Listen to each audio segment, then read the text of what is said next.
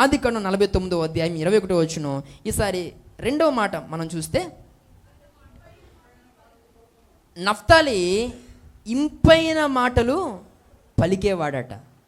Naphtali ఇంపైన మాటలు పలికేవాడు. నీ మాటలో కంపు మాటలు, ఆయన మాటలో ఇంపైన మాటలు అంటే నీ మాటలో కంపు మాటలు. కొంతమంది నోరు తెరిస్తే కంపు, దరిద్రం అన్నమాట. అంటే పేస్ట్ బాగాలేదేమోనండి అనుకోవద్దు మీరు. పేస్ట్ కాదు ప్రాబ్లం, అక్కడ బ్రష్ సరిగా చేయకపోవడం వల్ల ఏమోనండి అని అంటే అది కాదు ప్రాబ్లం. మాటే అంత, దానికే ఆ కంపు అనే బిరుదు వచ్చిందనమాట. ఈ రోజుల్లో చాలామంది పళ్ళు చాలా తెల్లగా ఉంటాయి, కానీ వాళ్ళు మాట్లాడితే ఇంకా అంత దరిద్రం ఇంకోటి ఉండదన్నమాట. ఈరోజు పిల్లరా, మనం ఎలాంటి మాటలు మాట్లాడాలి అని దేవుడు కోరుతుండానంటే నఫ్తాలి వలె ఇంపైన మాటలు మనము మాట్లాడాలి. దేవునికి స్తోత్రం కలుగును గాక. ఈ రోజుల్లో పిల్లరా చాలామంది రకరకాలుగా మాటలు మాట్లాడుతూ బ్రతుకుతున్నారు. ఈరోజు కొందరు పిల్లరా మాట్లాడేటువంటి మాటలు ఎలా ఉంటాయనంటే రెచ్చగొట్టేటువంటి విధంగా ఉంటాయి. కొంతమంది మాటలు పిల్లరా ఎదుటివారికి కోపాన్ని పుట్టించేవిగా, మరికొంతమంది మాటలు ఎదుటివారికి మరొకరికి పగలు పుట్టించేవిగా, మరికొంతమంది మాటలు పిల్లరా కొన్ని కుటుంబాల్లో చిచ్చులు పెట్టే విధంగా ఉంటాయి. ఒక ఉదాహరణ చెప్పనా? ఈ లోకంలో అన్ని వస్తువుల రేట్లు పెరుగుతున్నాయి, అగ్గిపెట్టి రేటు మాత్రం పెరగట్లేదు. కారణం ఏంటంటే అది చిచ్చు పెడుతుంది కాబట్టి దాని విలువ ఇప్పుడే కాదు ఇంకొంతకాలమైనా పెరగదేమో. దేవునికి మహిమ కలుగును గాక. నేనేమంటాను అంటే చిచ్చులు పెట్టేటువంటి వారి విలువ ఎప్పుడు పెరగదు. ఈ ప్రత్యేకమైన సమయంలో ఈయన మాట్లాడుతున్న ప్రియ సహోదరి సహోదరుడా, ఎప్పుడైనా సమాధానకరమైన మాట మాట్లాడావా? ఎప్పుడైనా ప్రేమతో కూడిన మాట మాట్లాడావా?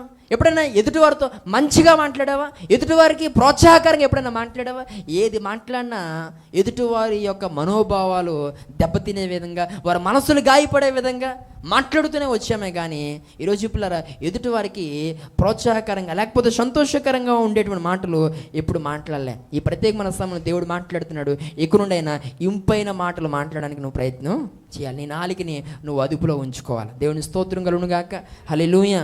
నీ నాలిక నీ ఆధీనంలో ఉండాలి. కొంతమంది అంటారు, ఆ రోజు తాగేసి ఏదో మాట్లాడేసినండి బాబు క్షమించండి అంటారు.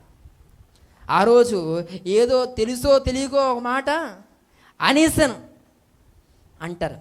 ఇదంతా కూడా దేనివల్ల ఎంత ప్రాబ్లం అని అంటే నాలిక అదుపులో లేక, నోరు కుదురు లేక. ఈ ప్రత్యేకమైన సమయం నఫ్తాలి ఒక మాటని మనకందరికీ తెలియజేస్తున్నాడు, నేను ఇంపైన మాటలు మాట్లాడాను, మీరు అలా ఉండండి. దేవుని స్తోత్రం కలుగును గాక. ఈ ప్రత్యేకమైన సమయంలో ఈయన మాట్లాడుతున్న ప్రియ సహోదరి సహోదరుడా, కాబట్టి ఎప్పుడైనా సరే మంచిగా మాట్లాడడానికి నువ్వు ప్రయత్నం చేయాలి. కొంతమంది పిల్లరా నోరు తెరిస్తే ఇంక అందరినీ ఏదో ఒక రకంగా ఏమంటే వాళ్ళకొక పేరు పెడతారనమాట. ఇది కూడా సరి కాదనమాట. వాళ్ళు ఉన్న పేర్లు తీసేస్తారు, వాళ్ళకి ఏదో పేరు తగిలింతారు. కొన్ని సందర్భాల్లో వాళ్ళ పేరు ఏంటంటే వాళ్ళ అసలు పేరు తీసేసి వీళ్ళు పెట్టిన పేరుతోనే వచ్చి చెప్తూ ఉంటారనమాట. ఇదేంటిది? వాళ్ళకు ఒక చక్కని పేరు ఉంది, ఆ పేరుతో పిలవలేవా? పొట్టుడైతే పొట్టుడని, పొడుగుడైతే పొడుగుడని, తాడుడని, సన్నగుంటేనే బక్కుడని, ఏమండి లావుగుంటేనే బొడ్డుడని, ఏమంటే తల లేకపోతే బట్టడని, ఏమంటే తల ఉంటేనేమో ఇంకోలాగా, ఏమండి డ్రెస్ని బట్టి ఒక పేరు. ఈరోజు పిల్లరా నువ్వు నోరు తెరిస్తే చాలు ఒక్కొక్కరికి ఒక్కొక్క పంగనామం. ఒక్కసారి ఆలోచించే, నీకు ఈ పాటికి ఎంతోమంది పెట్టే ఉంటారు, నీ దాకా రాలేదు అంతే, వస్తే చచ్చిపోతావు. మళ్ళీ నువ్వు పెట్టిన పేర్లేనేంటి అందరికీ. ఏదో ఒక రోజు నువ్వు అలా ఉండు, ఏదో ఒక రోజు నిన్ను ఇలా అంటున్నారు అని ఎవరో ఒకరు నీతో వచ్చి చెప్తే అప్పుడు తెలుస్తుంది ఆ బాధ. ఏమండి చాలా విచారకరం అన్నమాట. ఈరోజు ఎవరు కూడా ఎవరిని వారి పేర్లతో పిలవట్లేదు, ప్రతి ఒక్కరికి ఏదో ఒక పేరు పెట్టి ఆ పేరుతో పిలుస్తున్నారండి. మరికొంతమంది విచారంగా జంతువుల పేర్లు పెడుతున్నారు, కుక్క అని. ఈరోజు చాలా విచారకరమైన పరిస్థితి కదా. మరికొంతమంది మనుషుల్నేమో జంతువుల పేర్లతో పిలుతున్నారు, అట్లనేమో ఏమండి మరొక పేర్లు పెట్టి అట్లనేమో మనుషుల పేర్లతో పిలుతున్నారనమాట. తిరగలేనితనం. పెట్టుకున్నావులేండి పిలుచుకోవడానికి ఏదో పేరు, కానీ నీవైతే ఈరోజు వాటి పేర్లు తీసుకెళ్ళి ఎవరికి పెట్టకూడదు. ఇది కూడా నాలుగు కుదురులేక జరిగే మిస్టేక్స్ అనమాట. ఈరోజు నా మాట్లాడుతున్న ప్రియ సహోదరి సహోదరుడు, అలా నువ్వు మనుషుని జంతువుల పేర్లతో మాట్లాడుతూ ఉంటే నీ మాట ఇంపైన మాటేనా?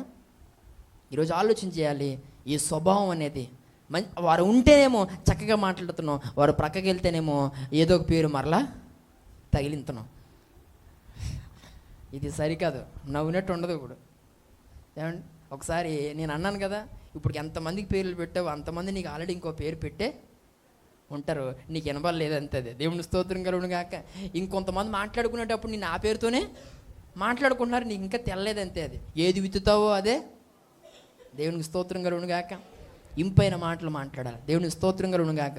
సామెతల గ్రంథము 16వ అధ్యాయము 24వ వచనంలో మన మాట ఎలా ఉండాలి అని అంటే ఆ మాట చూడండి. సామెతల గ్రంథము 16వ అధ్యాయము 24వ వచనం మనం చదివితే,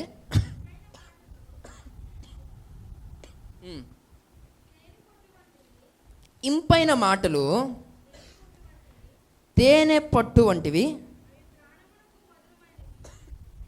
అవి ప్రాణమునకు మధురమైనవి, ఎముకలకు ఆరోగ్యమైనవి. దేవుని స్తోత్రం కలుగును గాక. ఈ మాట మనం చాలా జాగ్రత్తగా ఆలోచన చేస్తే, ఇంపైన మాటలు తేనె పట్టు వంటివి. అయితే ఇంపైన మాటలు నీ ప్రాణానికి అవి ఎలాంటివట? మధురములంట.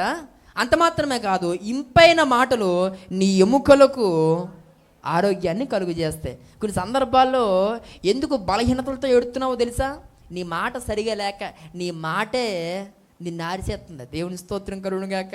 బూస్ట్ తాగుతున్నావు, నో యూజ్. కాంప్లైన్ తాగుతున్నావు, నో యూజ్. ఇంకా ఏయో కలిపెత్తున్నావు, కానీ ఏది పని చేస్తలే. కారణం ఏంటనంటే మాటలోనే ఉంది ఏంటి?